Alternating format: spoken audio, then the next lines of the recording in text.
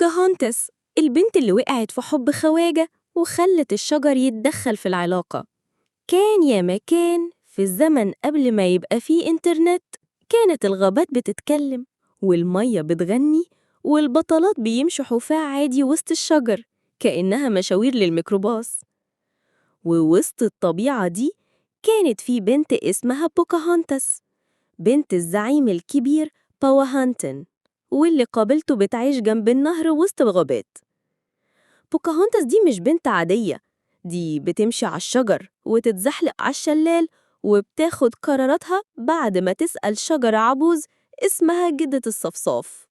وأصحابها راكون اسمه ميكو بياكل أي حاجة حتى البسكوت الإنجليزي، وطائر متعصب بيقرف من الراكون اسمه فليت، شكله حارس عقار غضبان.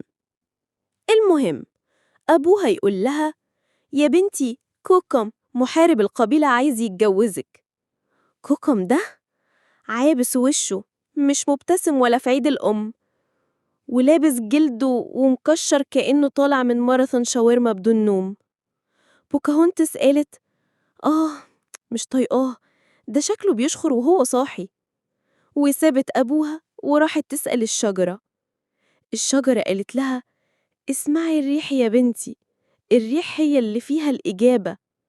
يعني مفيش إجابة أصلاً، بس بنفلسفها.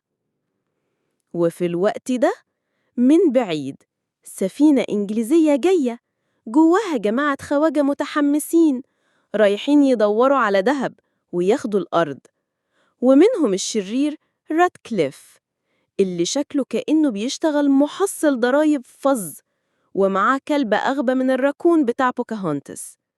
وجون سميث المغامر الوسيم الأشقر صاحب الجملة الشهيرة: أنا مش جاية أحتل، أنا جاية أستكشف. جون ساب السفينة، نزل يتمشى في الغابة، وفجأة لقاها بوكاهونتس واقفة فوق صخرة وشعرها بيطير والرياح بتلعب بريشتها. هو قال: مين الأمورة دي؟ وهي قالت: مين الأشقر اللي بيبرق ده؟ اتكلموا. هي قالت له: انتوا بتقطعوا الشجر ليه؟ قال لها: بنحاول نلاقي دهب. قالت له: في لون للدهب في الريح، بس انتوا بتدوروا على اللي بيبرق بس. هو قال: مش فاهم حاجة، بس صوتك حلو. وأهو الحب حصل. اتقابلوا أكتر من مرة، سابوا الشجرة وسابوا الراكون وسابوا الكلب، وقعدوا يتكلموا عن السلام والعالم والاختلاف بين شعوبهم، وكأنهم بيحضروا لبرنامج مناظرات في الجزيرة مباشر. لكن الحرب قربت. أهل بوكاهونتس عرفوا إنها بتقابل خواجة، وأهل جون قالوا له: لو شفت هندي اضربه من غير كلام. كوكم شاف بوكاهونتس وجون مع بعض اتجنن وراح يهجم. جون حاول يدافع عن نفسه وضرب كوكم بالغلط ومات. القبيلة كلها قامت، قالوا جون يتعدم، وربطوه وسط القبيلة، وأبو بوكاهونتس واقف ورافع العصاية.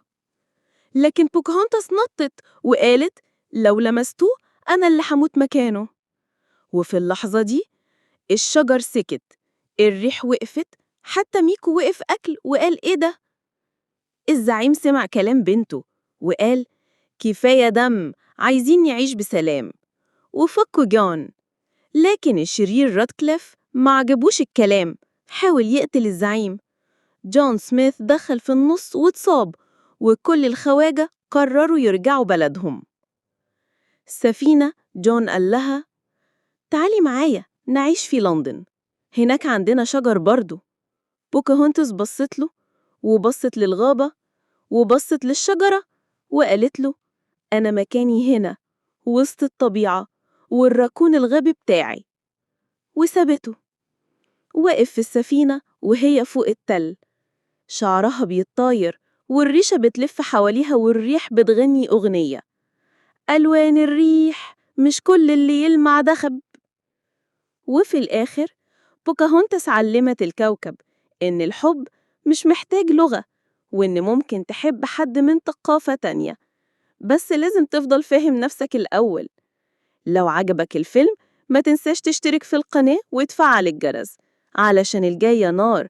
وفي قصة عن أميرة رفضت الجواز وقالت أنا حابة أشتغل فريلانسر.